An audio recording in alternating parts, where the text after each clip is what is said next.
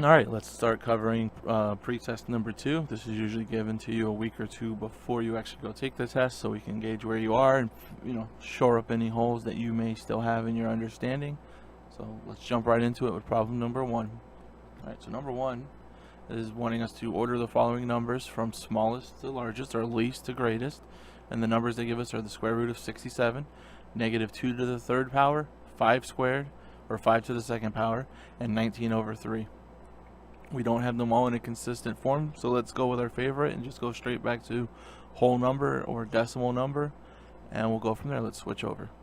Alright, so here's the problems we've been given, and we are going to first look at the easiest ones, the ones everyone's most comfortable with generally, and that's the numbers to the higher power, and we're going to start with 5 squared of all of them. So we know 5 squared is the same as 5 times 5, which gives us 25. I'm going to go ahead and cross that one out because I've already converted it. Next, I'm going to look at negative 2 to the third power.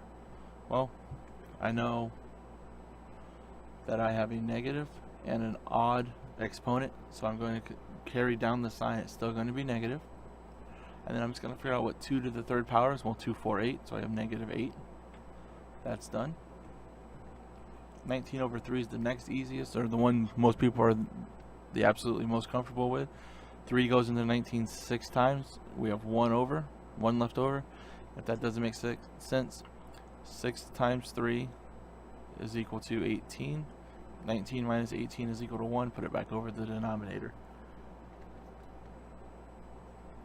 And square root of 67. Well, I'm looking at these numbers, and I know the square root of 64 is 8. And I don't have a number very close to 8. So I'm just going to go ahead and say the square root of 67 is approximately 8. It's going to be a little bit greater than 8, but not enough with the numbers we have to cause any issues or problems. And if you don't understand that, I will have a video on exponents on my YouTube channel. Follow that one so we can kind of look at why I was able to just kind of estimate and see that it wasn't going to cause any actual issues. Now all that's left is to go from least to greatest. Well, I only have one negative number, and that's negative 8. So I'm going to go ahead and write that one down as my least. Then the most obvious next one is 6 1/3. And then approximately 8, so I'm going to put it back in this form. And then 25. And then all I have left to do is convert back to what I was originally given in the problem. So a negative 8 becomes a negative 2 to the third.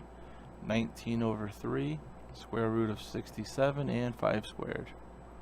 All I have to do is check back on my other screen, or on the actual screen if you're taking this as, see if I have a problem that is the same. And do we? Well, yeah, B. Negative 2 to the third, 19 over 3, square root of 67, and 5 squared.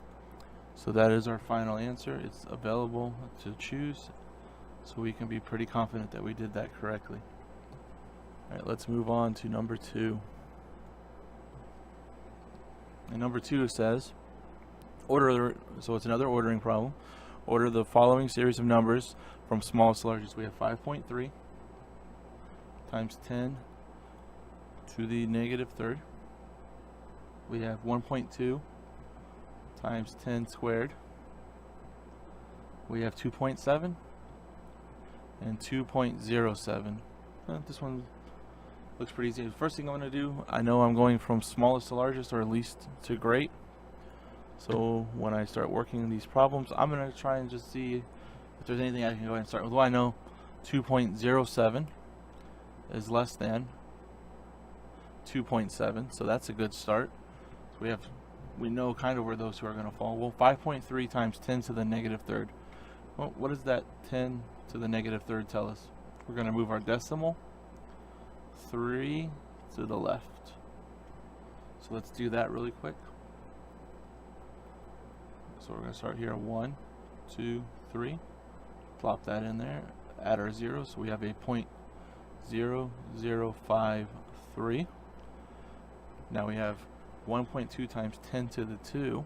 2 means 2 to the right. 1, 2. So we're going to have 120. And then we have 2.7, 2.07. We don't have to do anything with those. They were nice enough to give us half of our problem in the decimal form we likes to go to. Well, this one's pretty obvious. We know that this is going to be our least, and we already said that this is less than this, and 120 is without a doubt the largest of them all. So that's all there is. So now we need to see, is there an option that will have the order we set these in on the test? Well, let's see. We said number 1, or the least, is 5.3 times 10 to the negative third. So we have a good start with A and C. We can go ahead and rule out B and D because they don't match what we're looking for. Then we're going to move on to the next one. Well, C has 2.07, which is what we said was second on our paper, if you look real quick. And then 2.7 should be third. And then finally, so it looks like C for this one matches everything we said we'll be looking for. Alright, let's move on to number 3. And here's where we start our order of operations, which, even if you don't carry any of this with you later on in life, carry this for all those Facebook tests to show you're a genius that everyone is always arguing over. Alright, so here we go. Let's work this one out. So we have 3 times the quantity 2 plus 6 all squared divided by 6. Well, we're going right back to our old friend PEMDAS. And for those of you who have followed me from my other video, know why I did it in this color coding scheme. That's because this is always first, where we work our parentheses first, then we deal with our exponents, then we deal with multiplication and division from left to right in the order that we encounter it. Third, so that's our third ranked, and then we work with addition and subtraction from left to right as our fourth ranked step.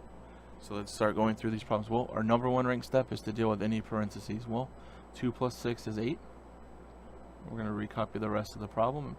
Go at your own speed, the speed that you're comfortable with.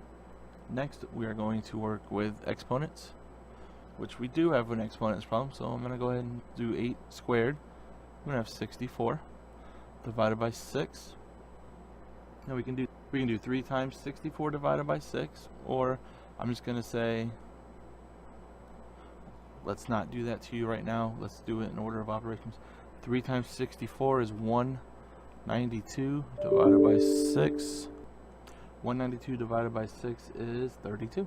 Let's see if 32 is an option on our test. And mute the computer. And my phone for that matter. Well, do we have 32 as an option? Yes, it is. C. So we can fairly confidently say we are correct on that one. Number 4. Looks like we have another order of operations problem coming. And that is simplify 5 plus 6 divided by 2 minus 1. Alright, let's switch over and work on it. So we're going to do PEMDAS again. Not going to write it out. We just saw the steps. Let's go from memory. We have no parentheses, no exponents. We have 1 division sign. And then we have addition, subtraction. So let's do that first. 5 plus 3 minus 1. Now we're going to have 8 minus 1. And the answer should be 7. Let's see, do we have 7 as an option? Yes, A. If you chose A, you are correct. Number 5. Jack is taking medications for a recent illness. Every 6 hours he takes an antibiotic. That's right, 6 antibiotic. You'll see it when I switch over. I haven't forgotten to do that. Every 4 hours he takes pain reliever. So we'll call that pain relief. And every 3 hours he drinks a glass of water. If he starts this regimen at 10 a.m., I'm going to write that down because that's another keyword for this problem. At what time will he be taking both medicines and a glass of water? Alright, this is an interesting question. I enjoy doing these, and I know a lot of people look at it like it's kind of a crazy question, but so our first big piece of information is we need to know we're starting at 10 a.m. and we take the medicine at 6 and 4 hour intervals and the water every 3 hours. So what is the least common factor, or what is the first number that all three of these will align with? Well, 6 times 2 is equal to 12. 3 times 4 is equal to 12. And 4 times 3 is equal to 12. So every 12th hour, he'll be taking all three of these at the same time. So if he started at 10 a.m., which is the first time, so he would take all three together, we have to go 12 hours. That would put us at 10 p.m. 10 p.m. is an option. We are going to be safe to say that that is the answer. Switch back over. Well, 10 p.m. option D looks correct to me. Let's move on to number 6.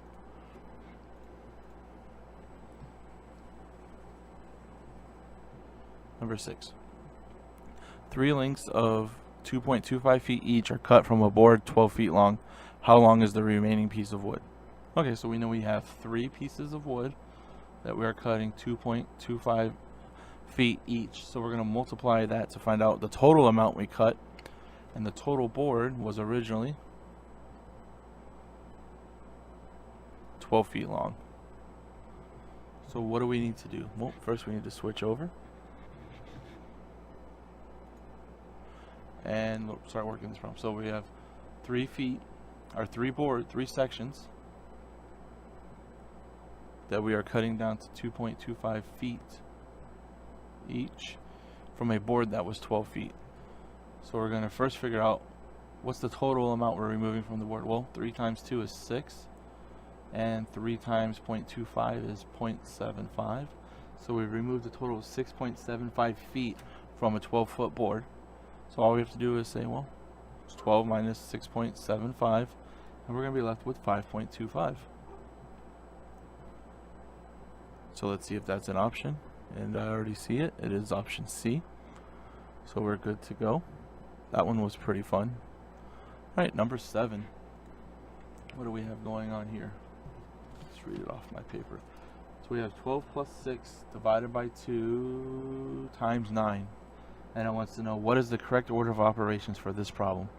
Oh, that's pretty cool. I like that. So it's not just asking us to solve it. It wants to know, can we recognize without doing it what the correct order would be. So I've written it down here. Let's switch over and look at it. Well, we know we have, if we have a program that would cooperate, we would end up with this. And we know we're going to first look for exponents, which we do not have. I mean parentheses. Then exponents, which we do not have. Then multiplication and division. Well, we have addition, division, and multiplication.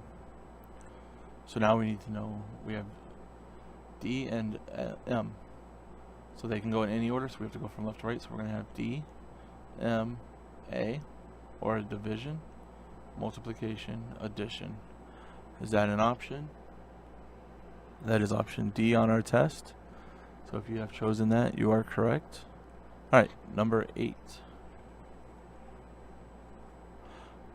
You purchase a house for $124,000 and the next year sell it for $150,000. What would be the percent of increase or decrease? Well, first thing we're going to want to do is know, is 124,000 greater than or less than 150,000? Oh, that's an easy one. It's pretty straightforward and honest. We know we've made a profit, so it's going to be an increase. So when we are looking at the test, any option that is a decrease should automatically be ruled out. So B and D are no longer options for this question. I said B and D, I believe. Yes. Okay. So what do we do? Let's look back at the question. You purchased the house for a set amount. What I would do is look at it simply as a fraction to see what the percentage of 150,000 compared to 124,000 is. And to do that, I would just very simply say 150 over 124. Well, let's do the whole thing so we don't say, well, why didn't you have it as 150,000 over 124,000? Well, If I start dividing these out, these zeros are just going to drop, and I'm going to be left with 150 over 124, which gives me an answer of, punching it into the calculator, 1.209677. And I'm going to worry about rounding it up to the nearest hundredth. I'm going to have 1.21%. It's a 121% increase, because this 1 to the left of the decimal represents the original value of the house, or the 124,000, and then the two numbers to the right of the decimal represent the actual increase in the value of the house. So we have a 21% increase. If that is an option, we are good to go. Let's see. So yes, number 8, we have a option A for a 21% increase.